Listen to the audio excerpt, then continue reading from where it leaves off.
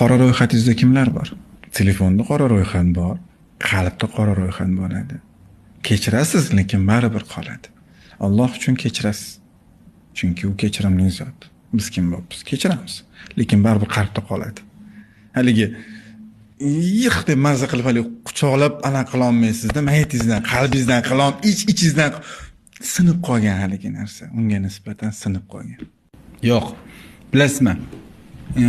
Siz tezroq suzmoqchi bo'lsangiz, balandroq uchmoqchi bo'lsangiz, og'irliklardan, toshlardan forig' bo'lishingiz kerak. Men shunaqa o'ylayman. Qalbdagi qora ro'yxatlar sizni o'shanga qaytishga, orqaga qaytishga, uni o'ylashga qachondir majbur qiladi.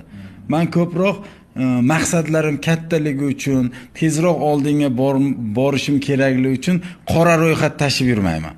Qora ro'yxat tashkil qilmagansiz. Qora ro'yxat tashib yurmayman. Qora ro'yxat qalbimda ham yo'q, hayotimda ham yo'q. Telefonda ham yo'q. Telefonda ham yo'q. Telefonda bo'lishi mumkin, masalan, ularni yomon ko'rganim uchun emas, ko'p bezovta qilishgani yoki mazmunsiz savollar, qani kimdir yopib qo'ygan bo'lishi mumkin, lekin qora ro'yxat degan narsani qilmaslikka harakat qilaman, chunki vaqtimiz oz.